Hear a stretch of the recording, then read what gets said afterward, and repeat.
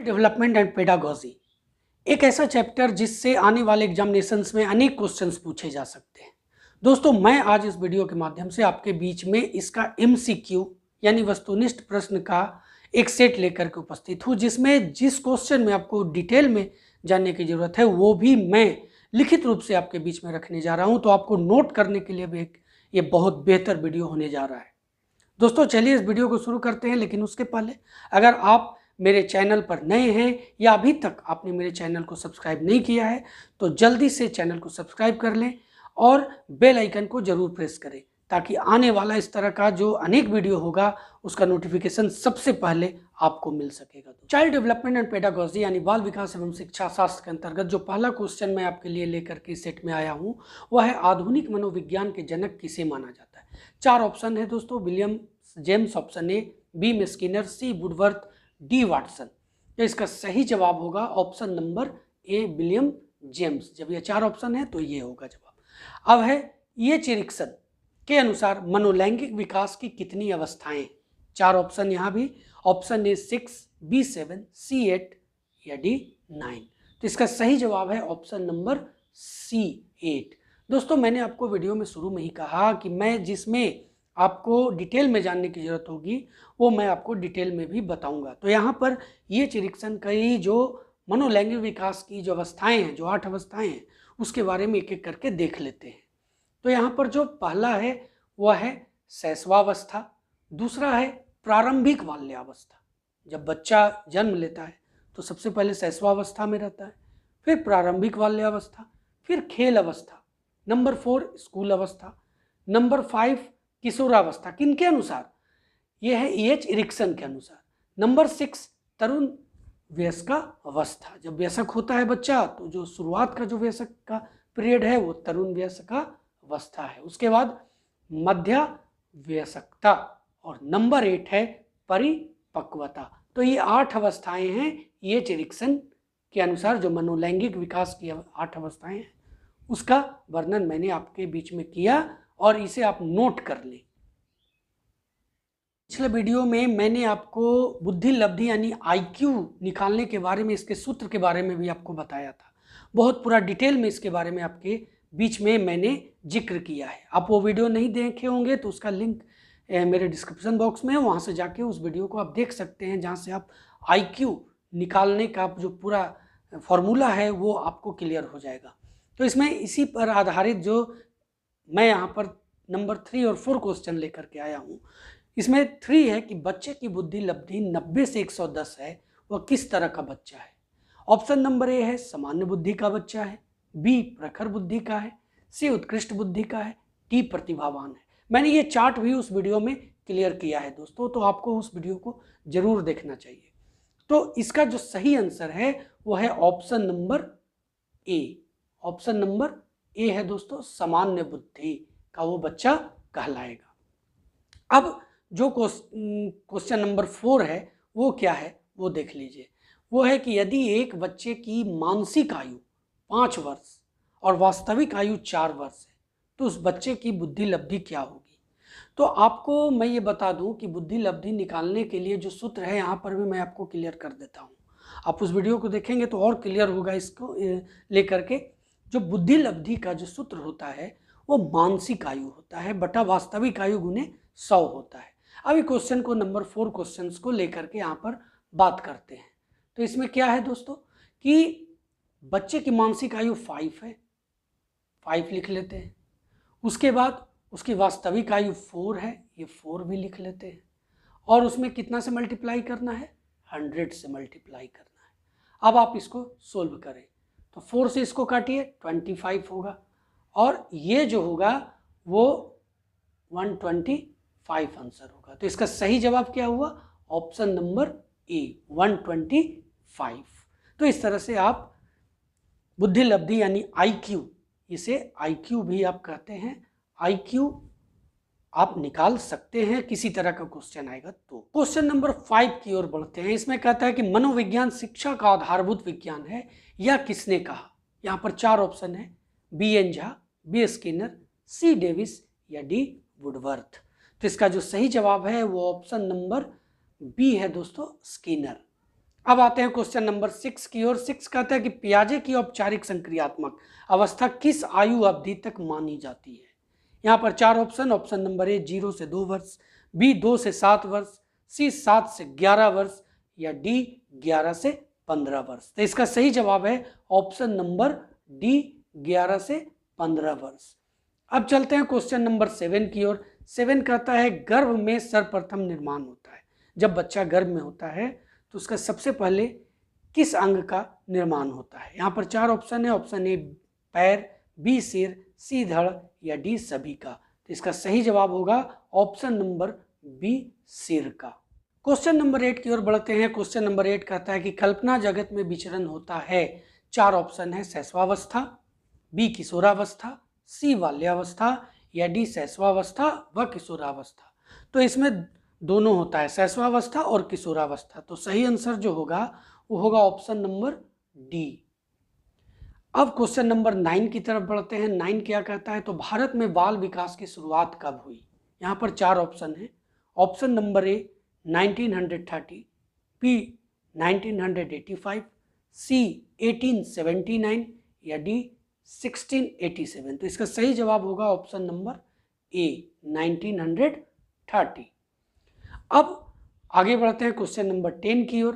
Question number 10 कहता है कि किशोरावस्था में सामाजिक विकास पर जिसका प्रभाव नहीं पड़ता है वह निम्नलिखित में से कौन सी है। यहाँ पर 4 ऑप्शन है। ए रुचियाँ, बी आवश्यकताएं, सी असुरक्षा या डी अभिवृत्ति। तो इसका सही आंसर है दोस्तों वो है ऑप्शन नंबर सी असुरक्षा। क्वेश्चन नंबर 11 की तरफ बढ़ते हैं कि भारतीय संविधान के अनुच्छेद 41 व 46 किसकी कल्याण से संबंधित है। यहाँ पर 4 ऑप्शन है। धार्मिक रूप से पिछड़े व्यक्तियों से, बी विकलांग व्यक्तियों से, सी क्षेत्रीय रूप से पिछड़े व्यक्तियों से और ऑप्शन नंबर डी है आर्थिक रूप से पिछड़े व्यक्तियों से। तो इसका सही जवाब होगा ऑप्शन नंबर डी आर्थिक रूप से पिछड़े व्यक्तियों से। अब क्वेश्चन नंबर 12 की ओर बढ़ते हैं। यदि एक बच्चा है वो 16 को 61 लिखता है और बी और डी के मध्य अंतर नहीं कर पाता कि बी कैसे लिखाएगा, डी कैसे लिखाएगा, बी को डी लिखता है, डी को बी लिखता है, इस तरह का अंतर वो नहीं कर पाता है, तो इसका तो क्या है वो। तो ऑप्शन नंबर ए है मानसिक दोष है, बी सीखने में अक्षम है, सी दृष्टि दोष है या डी इनमें से कोई नहीं। तो इसका सही जवाब होगा ऑप्शन नंबर बी सीखने में अक्षम। क्वेश्चन नंबर 13 पर बात करते हैं कि निम्न में से शिक्षा का केंद्र बिंदु कौन है। यहाँ पर 4 ऑप्शन है। ऑप्शन नंबर ए शिक्षक, बी विद्यालय, सी बालक, डी उपरोक्त सभी। ऐसे तो ऊपर के तीनों लग रहे हैं लेकिन जो सही जवाब है दोस्तों केंद्र बिंदु पर अगर बात करेंगे तो इसका ऑप्शन नंबर सी होगा, बालक शिक्षा का केंद्र बिंदु है। अब है क्वेश्चन नंबर 14। किस विधि में प्रयोग के दौरान व्यक्ति का मस्तिष्क 2 भागों में विभाजित हो जाता है, जिसमें एक भाग निरीक्षण करता है और दूसरे का निरीक्षण किया जाता है। बहुत ध्यान से इस क्वेश्चन को देखिएगा। तो इसमें ऑप्शन नंबर ए है अंतःदर्शन, बी जीवन इतिहास, सी प्रयोगात्मक या डी चरित्र लेखन। तो इसका जो सही जवाब होगा वो अंतःदर्शन होगा। इसमें 2 भागों में हमारा मस्तिष्क जो है वो विभाजित हो जाता है। तो इसका सही जवाब ऑप्शन नंबर ए होगा अंतःदर्शन। अब क्वेश्चन नंबर 15 की ओर बढ़ते हैं। व्यवहार के निरीक्षण के द्वारा किसी के मानसिक दशा का पता लगाना किस विधि की विशेषता है। यहाँ पर ऑप्शन ए है प्रयोगात्मक, बी निरीक्षण, सी गाथा वर्णन या डी चरित्र लेखन। इसका जो सही जवाब होगा वो ऑप्शन नंबर बी होगा, निरीक्षण। अब नेक्स्ट क्वेश्चन की ओर बढ़ते हैं। नेक्स्ट क्वेश्चन है कि निम्न में से किसने सबसे पहले प्रश्नावली का निर्माण किया। ऑप्शन नंबर ए प्लूटो ने, बी लेविट ने, सी वुडवर्थ ने या डी ब्रूनर ने। तो इसका सही जवाब जो है वो ऑप्शन नंबर सी है, वुडवर्थ ने। अब क्वेश्चन नंबर 17 की ओर बढ़ते हैं। 17 कहता है कि किस अवस्था में बच्चे अपने समवयस्क समूह के सक्रिय सदस्य हो जाते हैं। यहाँ पर 4 ऑप्शन है। ए प्रौढ़ावस्था, बी किशोरावस्था, सी बाल्यावस्था या डी पूर्ण बाल्यावस्था। तो इसका सही जवाब होगा दोस्तों ऑप्शन नंबर बी, किशोरावस्था। इस पर थोड़ा डिटेल में भी देख लेते हैं। तो बच्चे अपनी किशोरावस्था में समवयस्क समूह के सक्रिय सदस्य हो जाते हैं। स्टेनले हॉल ने किशोरावस्था को आंधी और तूफान की अवस्था कहा है। यह क्वेश्चन आता है कि किसने आंधी और किशोरावस्था को आंधी और तूफान की अवस्था किया है। तो इसका सही जवाब यहाँ पर आप होगा स्टेनले हॉल ने। ठीक है, तो अब क्वेश्चन नंबर 18 कहता है दोस्तों कि बच्चों में प्रतिभाशीलता किसके कारण हो सकती है। यहाँ पर 4 ऑप्शन, ध्यान दीजिएगा एक एक ऑप्शन पर। ऑप्शन ए है कि एक संसाधन समृद्धि वातावरण, बी सफल माता पिता होंगे तो बच्चे जो होंगे वो प्रतिभाशील होंगे, सी एक अनुशासित दिनचर्या होगी तो बच्चे प्रतिभाशील होंगे, डी आनुवांशिकता और वातावरण के बीच अंतःक्रिया। तो इसका जो सही जवाब होगा वो ऑप्शन नंबर डी होगा। आनुवांशिकता मैटर करता है और वातावरण, इन दोनों के बीच जब अंतःक्रिया होता है तो बच्चे जो होते हैं वो प्रतिभाशील होते हैं। तो इसका सही जवाब ऑप्शन नंबर डी। अब 19 की ओर बढ़ते हैं। तो 19 कहता है कि बालकों का सर्वाधिक रूप में बौद्धिक क्षमता का विकास होता है। ऑप्शन ए है घर में, बी मित्रों एवं साथियों के साथ अंतःक्रिया करके, सी विद्यालय एवं कक्षा में, डी खेल के मैदान में। अब देखिए क्या क्वेश्चन है, ध्यान दीजिएगा। बौद्धिक क्षमता, यहां पर आपको जो क्वेश्चन आ रहा है बौद्धिक क्षमता, लगभग क्वेश्चंस के जो आंसर दिए हुए हैं वो आपको कंफ्यूज करते हैं, लेकिन इसका जो सही जवाब है वो ऑप्शन नंबर सी होगा। विद्यालय एवं कक्षा में बच्चों का जो है बौद्धिक क्षमता का विकास होता है, इसीलिए तो इसको केंद्र बिंदु में रख करके, बौद्धिक क्षमता के विकास के केंद्र बिंदु में रख करके देखा जाता है। अब है नेक्स्ट क्वेश्चन, क्वेश्चन नंबर 20 की ओर बढ़ते हैं। 20 कहता है कि व्यक्ति अपनी गलतियों से सीखता है। ध्यान दीजिए, व्यक्ति अपनी गलतियों से सीखता है, यह कथन किस सिद्धांत पर आधारित है। यहाँ पर 4 ऑप्शन है, इंस्ट्रूमेंटल कंडीशनिंग, बी इनसाइट, सी परीक्षण और त्रुटि, या डी शास्त्रीय कंडीशनिंग। तो इसका सही जवाब जो होगा ना वो ऑप्शन नंबर सी होगा दोस्तों। इसका सही जवाब ऑप्शन नंबर सी है, परीक्षण और त्रुटि। इसके तहत जो व्यक्ति है अपनी गलतियों से सीखता है, जब वो परीक्षण करता है उसमें जब त्रुटि सामने आती है तो उस सिद्धांत पर बच्चा सीखता है। अब क्वेश्चन नंबर 21 की ओर बढ़ते हैं। इसमें है कि जॉन डेवी के अनुसार स्कूलों को छात्रों के लिए तैयार करना चाहिए।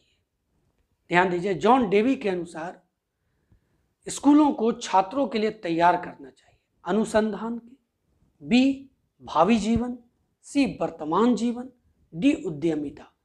तो जॉन डेवी कहते हैं कि नहीं, अनुसंधान के लिए नहीं तैयार करना चाहिए और ना ही भावी जीवन के लिए और उद्यमिता के लिए, वर्तमान जीवन को तैयार करना चाहिए। यह जॉन डेवी का कथन है, ऑप्शन नंबर सी इनका कहना है। क्वेश्चन नंबर 22 है दोस्तों, किस प्रकार का मूल्यांकन सीखने वालों की कमियों और कठिनाइयों का पहचानता है। यहाँ पर 4 ऑप्शन है, प्लेसमेंट, बी सारांश, सी सतत, या डी नैदानिक। तो देखिए नैदानिक मूल्यांकन जो है वो सीखने वालों की कमियों और कठिनाइयों को पहचानता है। तो इसका सही जवाब ऑप्शन नंबर डी होगा, ऑप्शन नंबर डी होगा नैदानिक। नंबर 23 है दोस्तों, जैसे जैसे लोग बड़े होते हैं सीखने की किस चीज में गिरावट आती है। बहुत important question. Option A power यानी शक्ति, बी गति, सी गुणवत्ता, या डी मात्रा। तो इसका सही जवाब होगा ऑप्शन नंबर बी गति, सीखने की गति में गिरावट आती है। 24 क्वेश्चन है कि लगाव और क्रोध की अवस्था है, लगाव और क्रोध की अवस्था है। ऑप्शन नंबर ए शैशवावस्था, बी किशोरावस्था, सी बाल्यावस्था, या डी वृद्धावस्था। तो इसका सही जवाब होगा दोस्तों किशोरावस्था। किशोरावस्था में जो बच्चे होते हैं उनमें लगाव और क्रोध ये दोनों की अवस्था उत्पन्न होती है। अब क्वेश्चन नंबर 25 कि शिक्षण का कार्य शिक्षार्थी के ज्ञानात्मक, भावनात्मक तथा क्रियात्मक पक्षों के स्तरों का विकास करना है। यह कथन किसका है? ध्यान दीजिए, शिक्षण का कार्य शिक्षार्थी के ज्ञानात्मक, भावात्मक तथा क्रियात्मक, इस तरह से याद रखिएगा तो आपको हमेशा याद रहेंगे। तो इसका जो सही जवाब है वो ऑप्शन नंबर बी है, ब्लूम। ब्लूम का ये कथन है कि शिक्षण का कार्य शिक्षार्थी के ज्ञानात्मक, भावात्मक तथा क्रियात्मक पक्षों के स्तरों का विकास करना है। दोस्तों, अगले वीडियो में मैं आपके साथ स्वतंत्रता संग्राम से संबंधित महत्वपूर्ण प्रश्नों को लेकर के आपके बीच में उपस्थित होऊंगा, जिसमें पूरा डिटेल में आपके साथ चर्चा करने जा रहा हूं। तो अगर अभी तक आपने मेरे चैनल को सब्सक्राइब नहीं किया है तो जल्दी से चैनल को सब्सक्राइब कर लें और बेल आइकन को जरूर से जरूर प्रेस करें, ताकि इस तरह का आने वाला अनेक वीडियो सबसे पहले आपको मिल सके। दोस्तों